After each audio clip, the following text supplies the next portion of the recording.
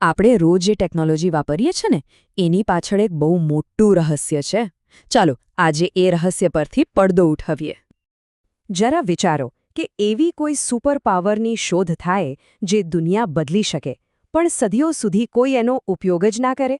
હવે આ કોઈ કાલ્પનિક વાત નથી હો, આ તો ઇતિહાસનો એક સાચો અને ઊંડો કોયડો છે.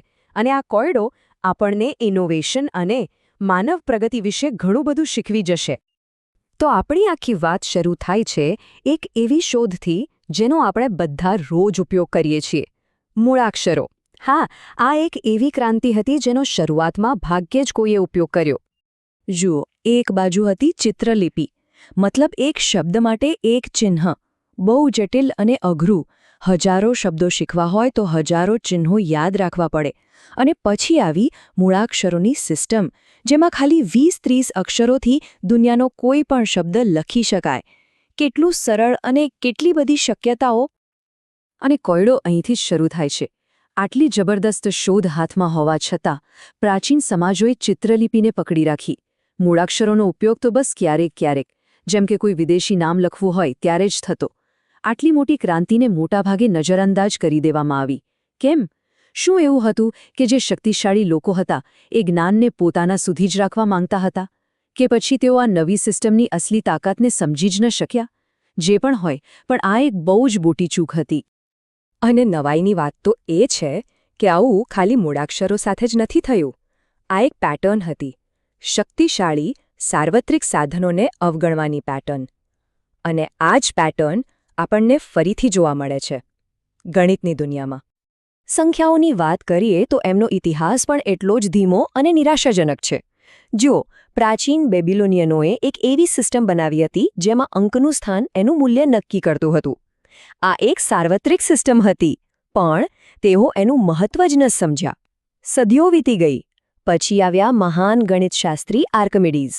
એ પણ આ વિચારની બહુ નજીક હતા, પણ એમણે જાણી જોઈને પોતાની સિસ્ટમને મર્યાદિત કરી દીધી. અને પછી જ્યારે ભારતની શૂન્યવાળી સિસ્ટમ, જે આપણે આજે વાપરીએ છીએ, એ યુરોપ પહોંચી તો પણ એને અપનાવતા લોકોને સદીઓ લાગી ગઈ. વિચાર તો કરો. પિયર્સેમન લાપ્લાસનો એક કોટ છે જે આખી વાતનો સાર કહી દે છે. એ કહે છે કે આ સિદ્ધિ કેટલી મોટી છે એ ત્યારે સમજાય જ્યારે આપણને ખબર પડે કે આર્કિમીડીઝ જેવા જીનિયસ પણ આને સમજી શક્યા નહોતા. મતલબ કે એક સાર્વત્રિક સિસ્ટમની અસલી કિંમત એ સમયના મોટામાં મોટા દિમાગને પણ નહોતી દેખાઈ. એ લોકો બસ સામે દેખાતી સમસ્યાનો ઉકેલ લાવતા હતા, પણ એની પાછળ છુપાયેલી અનંત શક્યતાઓને જોઈ જ ન શક્યા. તો મુદ્દાની વાત એ છે કે હવે આપણી પાસે બે મોટા ઉદાહરણો છે, એક લેખન અને બીજું ગણિત. બંનેમાં એક શક્તિશાળી સાર્વત્રિક સાધનની શોધ થઈ અને પછી એને સાઈડમાં મૂકી દેવામાં આવ્યું. જાણે કે લોકો જાણી જોઈને આ વિચારથી દૂર ભાગી રહ્યા હતા. પણ સવાલ એ છે કે કેમ? ચાલો હવે હા ઐતિહાસિક કોયડાને ઉકેલીએ. આનો જવાબ એક બહુ જ રસપ્રદ વિચારમાં છુપાયેલો છે. આ વિચારને કહેવાય છે સાર્વત્રિકતા તરફની છલાંગ. આમાં કેવું હોય કે મોટાભાગે શોધ કરનારા લોકો કોઈ સાર્વત્રિક સિસ્ટમ બનાવવાનો વિચાર જ નથી કરતા. એ લોકો તો બસ એક નાની ચોક્કસ સમસ્યાને ઉકેલવાનો પ્રયત્ન કરતા હોય છે. પણ એ નાના સુધારાને કારણે અચાનક જ આખી સિસ્ટમ સાર્વત્રિક બની જાય છે અને એની શક્તિઓ અનંત ગણી વધી જાય છે. પણ આ છલાંગ લગાવવા માટે ખાલી ટેકનોલોજી પૂરતી નથી. એના માટે લોકોની માનસિકતામાં પણ બદલાવ જરૂરી હતો. જુઓ, પ્રાચીન દુનિયાની જે સંકુચિત માનસિકતા હતી એ બસ સામે જે કામ હોય એના પર જ ધ્યાન આપતી હતી. પણ પછી આવ્યો જ્ઞાનોદય કાળ અને એની સાથે આવી એક નવી વિચારસરણી. આ નવી વિચારસરણીએ સાર્વત્રિક સિસ્ટમ્સની કિંમત સમજી. એમને ખબર પડી કે આવી સિસ્ટમ્સ ભવિષ્યમાં થનારી અકલ્પનીય પ્રગતિનો પાયો બની શકે છે. અને જેવી આ જ્ઞાનોદયની માનસિકતા ફેલાઈ, બસ પછી તો જુઓ, સાર્વત્રિક શોધોની જાણે કે લાઈન લાગી ગઈ. ગતિ એટલી વધી ગઈ કે વાત જ ના પૂછો. આ પેટર્ન એકદમ સ્પષ્ટ છે. પહેલાં કેવું હતું, દરેક કામ માટે એક ખાસ સાધન, જેમ કે એક પેજ છાપવા માટે એક જ પ્રિન્ટિંગ પ્લેટ. પણ સાર્વત્રિકતાની છલાંગ પછી શું થયું? એક જ સાર્વત્રિક સાધનને અલગ અલગ રીતે પ્રોગ્રામ કરી શકાય, જેમ કે મૂવેબલ ટાઈપ, જેનાથી કોઈ પણ પેજ છાપી શકાય, અથવા જેકવાર્ડ લૂમ, જેમાં પંચ્ડ કાર્ડ્સથી કોઈ પણ ડિઝાઇન વણી શકાય. અને આ જ પેટર્ન આપણને આધુનિક ટેકનોલોજીની સૌથી મોટી અને સૌથી મહત્વની સાર્વત્રિક છલાંગ તરફ લઈ જાય છે. કમ્પ્યુટરનો ઇતિહાસ પણ બરાબર આ જ વાર્તા કહે છે. ચાર્લ્સ બેબેજે છેક 19મી સદીમાં એનો વિચાર કર્યો હતો, પણ એ ક્યારે બની જ ન શક્યું. જે પહેલા ઇલેક્ટ્રોનિક કમ્પ્યુટર્સ બન્યા એ પણ કોઈ એક ખાસ કામ માટે જ હતા. અને પછી આવ્યો માઇક્રોપ્રોસેસર, અને એની સાથે જ સાર્વત્રિક કમ્પ્યુટિંગનો વિસ્ફોટ થયો, જે આજે આપણા સૌના ખિસ્સામાં છે. ચાલો હવે આ વિચારને હજી ઊંડાણમાં લઈ જઈએ અને એને જોડીએ ડિજિટલ માહિતી અને ખુદ જીવન સાથે. 1 મિનિટ માટે વિચારો.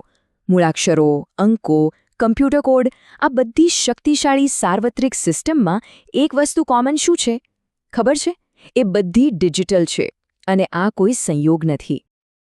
આનું કારણ છે એરર કરેક્શન, એટલે કે ભૂલ સુધારવાની ક્ષમતા. સમજો કે કોઈ એક ફોટાની કોપીની કોપી બનાવવામાં આવે. શું થશે? ધીમે ધીમે ફોટો ખરાબ થતો જશે. આ છે એનાલોગ.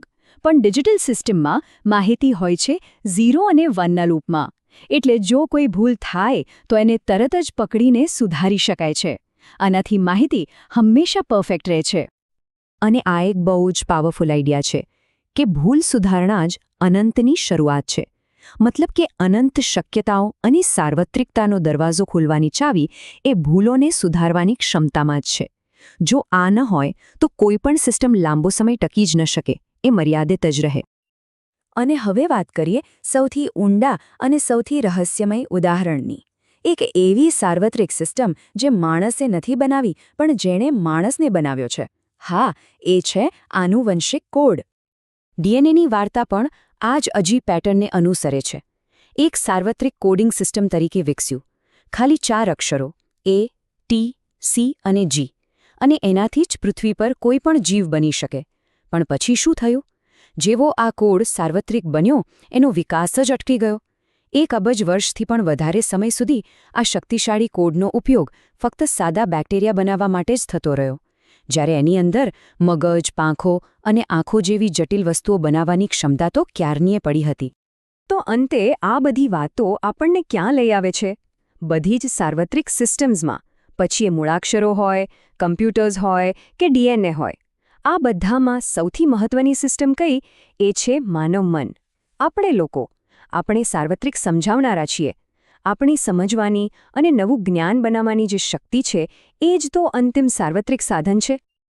તો અહીં એક અંતિમ વિચાર સાથે આ ચર્ચા પૂરી કરીએ. જો આપણે માનવજાત સાર્વત્રિક સમજાવનારા છીએ અને સતત નવી શોધો અને સમજણ તરફ વધી રહ્યા છીએ, તો પછી આપણી આગામી મોટી છલાંગ કઈ હશે? આ એક એવો સવાલ છે જે વિચારવા જેવો છે.